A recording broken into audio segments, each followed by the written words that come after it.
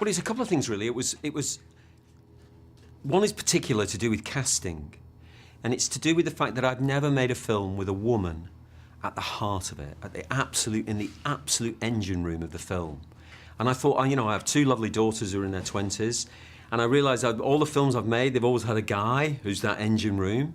And this starts off with two guys and a girl, James McAvoy, Vincent Cassel, and Rosario Dawson. And although she's introduced quite late into the story, like 20 minutes in, and is brought in a kind of like an innocent professional, brought into this crime-ridden world in the search for this stolen painting, as the film goes on, you realise the real engine room of the film is actually not who you think it might be, really. So I was delighted to do that. It was an opportunity to do that, which is long overdue.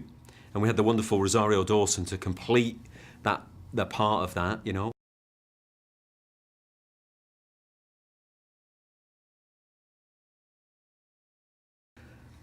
I've always thought, and I've said it many times, you know, people say, what do you want your movies to do?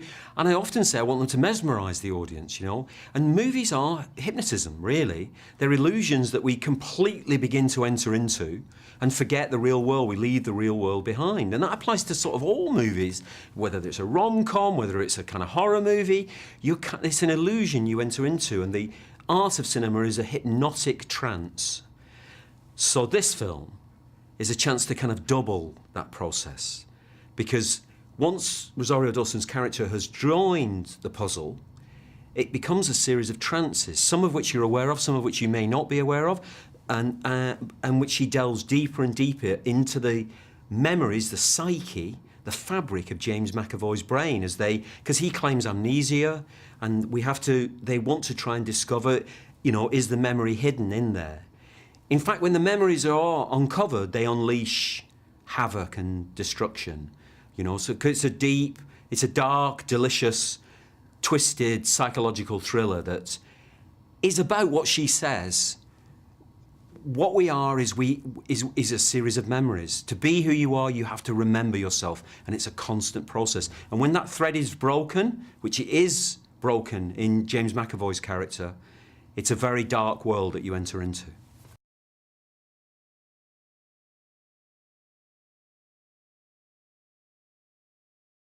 You want the whole film, this is what we wanted to do, the whole film, from the get-go, from every character's costumes, the sound, the music, the locations, the style of the filmmaking, everything is there to seduce you, as though you are sitting in the chair about to be hypnotised. We want you to be lured into the film by all these different things.